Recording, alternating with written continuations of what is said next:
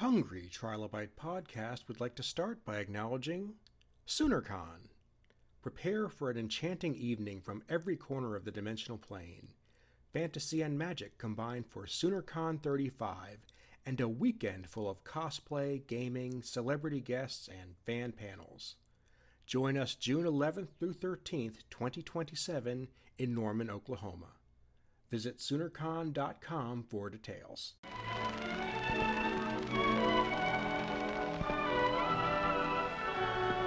If you have been following us for a while, you'll know that I welcome independent comic creators. And by that, I mean anybody who has just picked up a pen and is really trying to get their first book out into the world, to seasoned comic creators, even industry legends who just want to do something on their own without a major label behind them. And there's a whole lot of people in between those two extremes. Today's guest is a great example of that. Matthew Price is going to tell us about something really special. Let's get started right now. We are here on location at Speeding Bullet Comics with Matthew Price. How you doing today? Hey, thanks for having me on. Good to talk to you. Been kind of looking forward to doing this. Likewise, I appreciate you being my host here. Now, I will say, for the benefit of people not in Oklahoma, Speeding Bullet Comics is my comic book store. It's about 2 blocks from my house. And I go to a lot of stores, but this is my daily driver. This is the first place I go when I want to find something. And if I can't find it here, that's when I have to venture out into the rest of the world. Well, we appreciate you coming in. Of course, appreciate your business here for quite some time. You've been coming in for a while. So. Yeah, I've been here for a while. Yeah. I'm not originally from Oklahoma, but I've been here for a good 20 years now. And this is, like I said, it's my store for a reason. A lot of times people will ask me when they're just getting into comics, what makes a good comic book store? And that's different for everybody. But for me, it's having a healthy back catalog, and you guys do. Cool. Well, thank you. I mean, I try to. Sometimes I think Dan, the manager, and I, we like comics a lot, and we may veer a little inside of like there's sometimes too much stuff, just because we like so much of it. But we like, we're always a lot of times we'll have a conversation between Annette, my wife co-owns it with me, and then Dan's been managing it for. Well, he's been with us coming up on 25 years next year, so it's like, well, we like it, so hopefully between the three of us, if we like it, somebody else will too, and that's been the case for a while now. So yes, we celebrated 28 years this year. Next year, Dan has tentatively agreed to let us do 25 years of Dan as our celebration, and then the next year will be 30. So provided we, knock on wood, that's the plan for the next few years, at least for the shop. And we've been, glad to be part of Norman, part of the community. Working with schools, working with libraries, trying to give people just a place to step away, have a break from their day, and as much as we can promote literacy, of course, we love to do that as well. So, so coming, like I said, just celebrated 28, so we got kind of some tentative plans of what we're looking at for the next couple of years for the shop. And one of the fun things is at this point, I mean, since you've been coming in for a while, is I will sometimes have somebody come in who's maybe they were in when they were kids, and they come back and they bring their kids. And well, I just got to introduce my kids to the same thing that I had somebody come in who had, I think, left to go away to college and then came back. And he was like, this is the last place standing from my childhood. So I thought that was, interesting. It's a little sad in some ways, but exciting that we're still able to provide that for people. So. Yeah, there was a comic shop I went to when I was younger. It was in Hazleton, Pennsylvania. And it was the place I went. It was a lot like this, actually, which is why I felt so at home here. And then one day, it just disappeared, like an episode of The X-Files. Nobody really knew what happened to it. Just suddenly that happens sometimes. And then there were these rumors that it had reopened 3 towns over briefly, and I don't know. But it's like comic book stores are cryptids in their own way. Yeah, they've got it's at least for me. I mean, I started working here in high school when it was. Part of the Archives Used Bookstore chain, and then it was Millennium for a little while, and then we've been here since '98. But it's definitely it was a place that I felt comfortable and a place that I felt like I fit in, and I've wanted to kind of continue that for as many generations as we can pull off. Yeah. So, and most comic book stores will do a big thing on Free Comic Book Day, which you totally do. But you also have events throughout the year too. My goal is usually to have at least an event per month, and usually we hit that. And then sometime this year, we just seemed like we had almost one every week through the whole spring, just because of how the calendar fell. We had either people who were coming to town or local people who had a new book out. So it just worked where we had a whole bunch of events this spring. But we aim to kind of have maybe an event a month, and then we tend to have the book club as well once a month. So we like to have stuff for people to come in and do. Sure, sure. And when we talk about a book coming out, you do help a lot of local artists, a lot of local comic creators. And right now, I'm here to talk about your particular book. Yeah, thank you. That was probably part of what kept us so busy too. So there's a lot to do with launching the book, but yeah. So I've been writing comics and films. Kind of the first comic I did came out in 2013, but I've been, obviously you worked on stuff even before that. Most of them has been either self-published, published through local publishers. Some have been sort of film reward type comics. But this is my first sort of national, I guess, release. This went out across the country. So yeah, that was exciting. Team America Racing, based on the toy line from the 1980s, published through CSN Press. I don't know if you want to know the whole backstory, or want to get into the whole backstory, but this was a toy line in the 80s of motorcycle toys that could do jumps and tricks and things like that. Originally, Ideal Toys had the Evel Knievel license, and then when Evel Knievel kind of had some legal issues, they wanted to keep doing the toys because the toys were selling well, but they weren't sure how much they wanted to tie it to whatever happened with his legal situation. So they went to Marvel. Marvel created the Team America characters. There was a 12-issue series from Marvel in the 80s. Marvel still retains the rights to those technical characters, but the toy rights and then the rights to license the toys have gone through a different company that now CSN Press is working with or is tied together with. So we could use the characters basically as you see in the toys, but we needed to invent new backstories forever. So we basically start with the idea of what if there's a red, white, and blue racer, and then a racer in black, and then let's just build from there. What does that look like? So we try to do kind of a modern take. I tell people a little bit, although it's not exactly the same continuity, kind of like a Star Trek The Next Generation thing, where you could assume that other stuff happened if you wanted to. We won't refer to it because we don't have the rights to the Marvel stories, but this could just be stuff that happened 20, 30 years later with a similar concept. It's a flexible continuity where you can choose to incorporate the old stuff or not. Yeah, I mean, we're not saying it didn't happen, but we're not ever going to refer to it. So. Sure. And this is neat, and I'll admit this stuff is just slightly before my time, so I don't have a personal tie to it, but I almost like that. Yeah. Because this means that I'm getting a chance to appreciate something on that level, and it's not a rehash of something that's been done many, many times over. It's just something that is fresh in that it's a new idea based on very classic archetypes. And it's something that, if you were a kid in the early 80s, you looked at this would be something that I think you'd enjoy. We tried to write it in a way that if you were familiar with the toys, or if you had the Evel Knievel toys and you jumped those through your yard, this would still kind of give you a feel of that. But also if you're just coming to it new and you're like, well, maybe I like motocross now, or I'm just a kid who kind of likes sports now, or I'm even just a comic fan and I like mysteries and exciting things happening. We tried to give entry points at all of those types of readers, so that you didn't have to feel like, oh, well, I didn't read the original, so I won't know what's going on. It will not matter at all.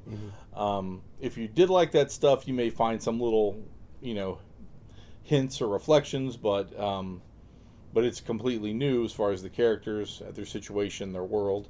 And so hopefully people coming in, if you take the idea of what if you looked at these toys, especially just the ones with helmets where there's not a lot that is given away about what their personality is, and you just have, the white racer, blue racer, red racer all in helmets. You got a black racer also in a helmet. Develop a story, and that's what you have to work with. And so I kind of just went out from that, and tried to, play with certain archetypes, of course, but also just give entry points. I think maybe I've told you this, but I've mentioned my youngest daughter was a gymnast. She coaches gymnastics now, but throughout her competition, I always liked watching the teams, and not only how they competed, but how they interacted and what their experience was like with the parents and the coaches. And I feel like they almost, in some ways, some of that's different from what it was like maybe in the 80s.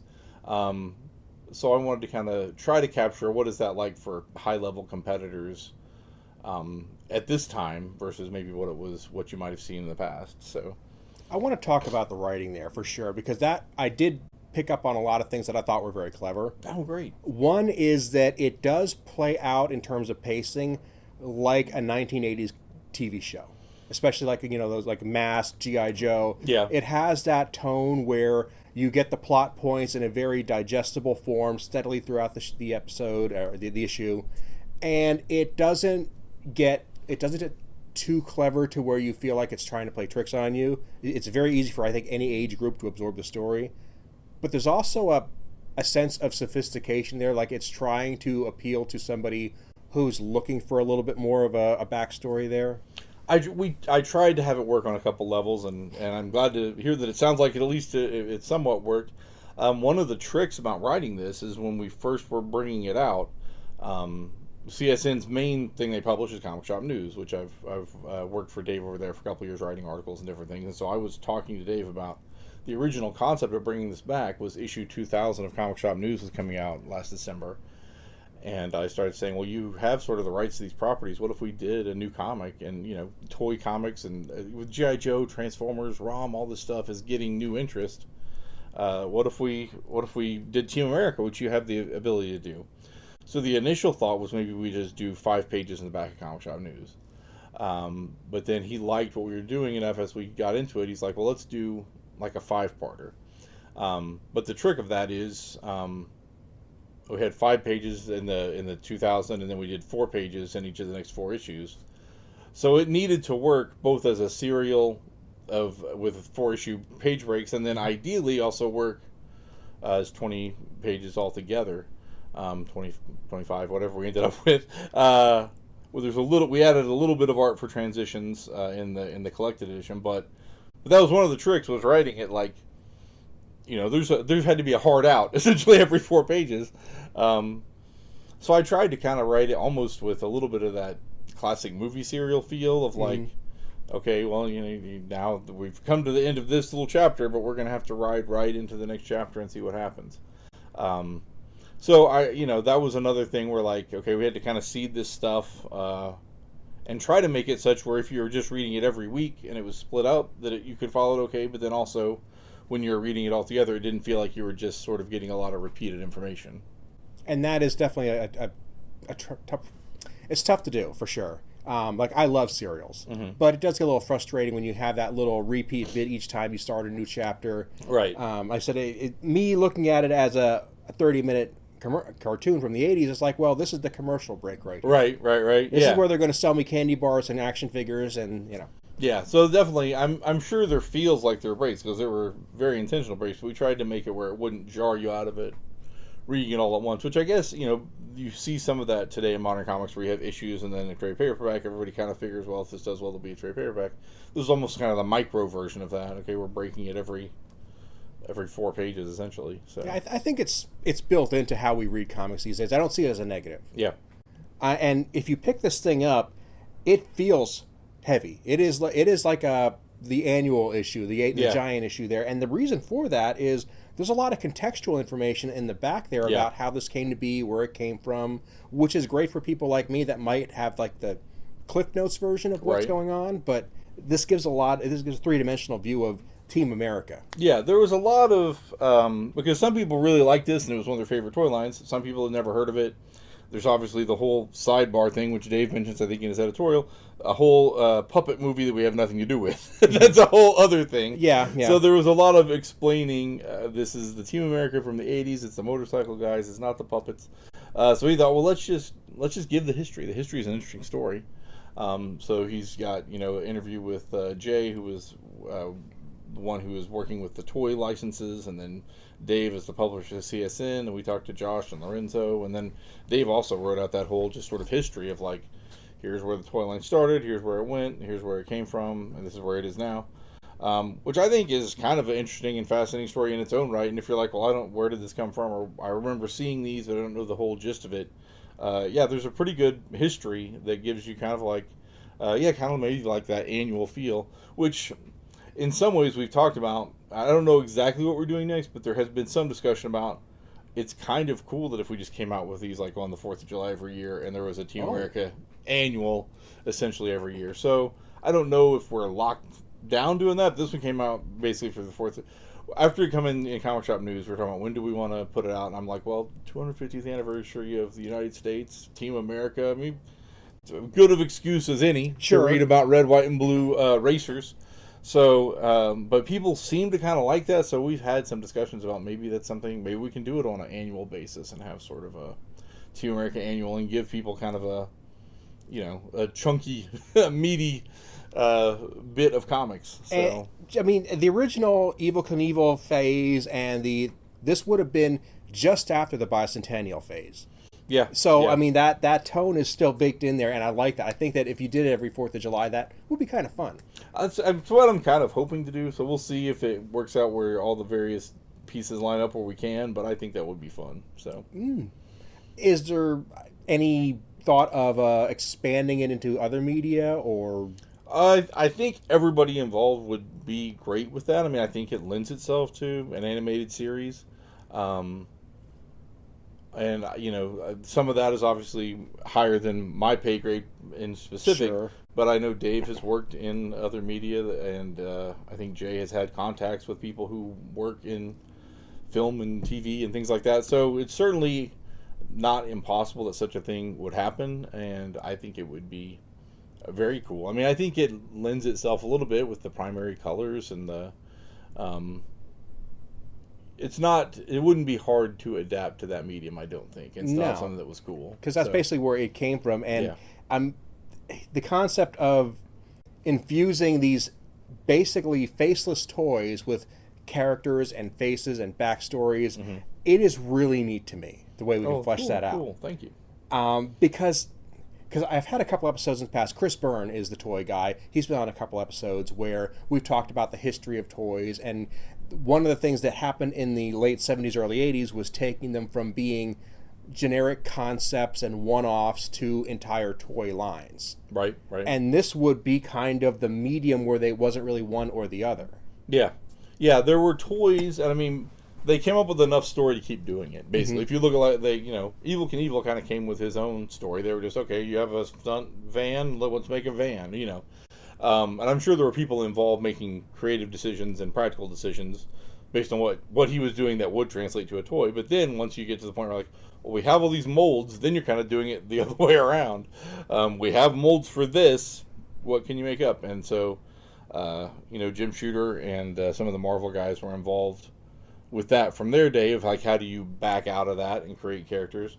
And then when I was doing it, I had read those, maybe not all of them, but I'd read them as an adult and as a kid, and I liked them. I was an Evel Knievel kid, and then I liked the Team America stuff. I didn't totally put together they were connected at the time, but I liked the Team America. But what I tried to do when I started doing this is I'm going to try to do sort of a spiritual sequel, or a sequel to what's in my head more than what actually happened.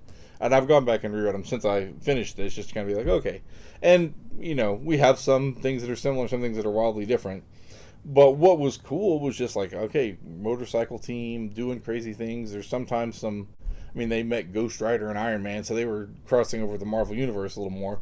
We won't do that, but I did want to hint at a bigger universe that we could continue to get into as we continue to do things if we want to. So, a lot of it was just trying to back out. Okay, we know just very little about these characters. What can we put in? And so, like I said, looking at the colors, I tried to, the blue character ends up being Buzz, who's our team captain. Ram is the red character, Rom. He has kind of an analytical mind. And then I wanted to do white for Nikki, who's kind of fighting for innocence. Black is our mysterious highwayman. So, and then you just kind of start pulling threads. And, okay, well, and to some degree, who are some people who I've met or talked to who have characteristics that I could weave into this that becomes more interesting. So I wanted to give them a lot of room to kind of bounce off each other as needed. And then we've got a couple more characters in the wings that we could roll in if we keep going. So, but for this one, you're basically... There were, the three characters on Team America. We had the Highwaymen. We wanted to have a rival team, so we had that, and then we had the mom. So there was a lot of people to get involved and get juggled in the first 20, 25 pages. So we didn't go super deep into some of the other characters, although we did. T. Falcon makes a little appearance. She's somebody who I want to use more in the future, too. But anyway, I think it works. Hopefully, readers also think it works. But it was a lot of like, you do have to get a lot of people kind of on the page in some capacity. So, and give you at least enough that you kind of get a feel for who they might be. Sure. And speaking of pages, one thing I definitely wanted to point out that really, really clicked with me was the fact that there are big sections that are not dialogue heavy at all. There's very little text in some areas where the action just seems to flow out. And for something about racing, Right. that's effective. But I think that took a lot of restraint to write things that way and make it flow, and probably a lot of communication between yourself and the artists. So we were really fortunate to get the art team we had. Josh Hood has been doing things for quite a while. He's done Spider-Man, he's done Star Trek. He's been around the block. And then Lorenzo Scaramella is a little newer, but he's done several things for Image. I think he maybe has an Eisner nom. He's very well respected. So both of them brought a lot to it. Because of how it all worked, we had broken all the scripts before we had that team, because we were running through just various people. And then when this team came on and clicked, we knew Josh could do kinetic energy. So there were some emails back and forth just about bring what you know to the page. I think that it's pretty close to what the scripts are, but he just envisioned them and made them happen in just even a better way than I could have hoped. Just because he's so good at just, putting that character acting on the page, and giving stuff that energy. And I think a lot of times those two things intertwine well. I mean, if he's selling the energy and then you cut to a face and it's that expression sells what's happened. Yeah, can't really speak highly enough about Josh, and was super glad to get him on here. And I hope that my scripts helped in that. I think probably so. I didn't want to over-explain everything for sure. And if there could have been instances where, depending on how it went, okay, we do another dialogue pass because we got to explain a little more of this. But with Josh, I didn't really feel like we had to. I think most of the time that he's just like, well, he's drawn it there. People are going to get it. We don't need a line to underline it. It's communicated via the art. So, well, I know you got people coming in. I know you're a busy guy, so I don't want to keep you too long. But before I let you go, where can people find this comic and follow your adventures on the web? Okay, cool. Well, definitely come to Speeding Bullet if you're local. If you're in Norman, we've got them here. This was distributed through Lunar, so most of the stores that order Marvel or order DC or Image are able to order it as well. So you can get it presumably in just about any comic book store across the country. CSN Press is the publisher. They do Comic Shop News. You can find them online via Comic Shop News. I think you can just Google that. It'll show up easy enough. I'm at MatthewLPrice.com. You can find links to my Substack into the store from there. The Speeding Bullet page on Facebook is just, I think, facebook.com/speedingbullet, and that's where a lot of what's going on gets communicated as well. So. Okay. Everything you just said is going to be in the show notes for this episode on AaronBossick.com. All right. Yep. Well, thanks. It was great to talk about it. And thanks for checking out the comic. I hope you enjoyed it as well. And, yeah, if you like sort of the 80s revival stuff like G.I. Joe and Transformers, it'd be great if you want to give us a look. And then if it's something that you've never heard of but it sounds intriguing, yeah, I'd love if you pick it up, flip through it, see what you think. I can't wait to get the next issue. Okay.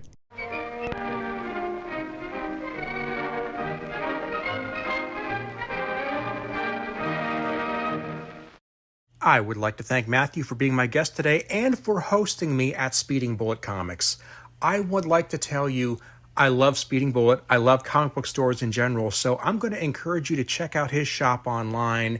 And if you have a shop that's really special to you, please let me know about that. Reach out to me at bossigpodcast@yahoo.com or on Blue Sky or Instagram. My handle is @AaronBossig on either one of those platforms.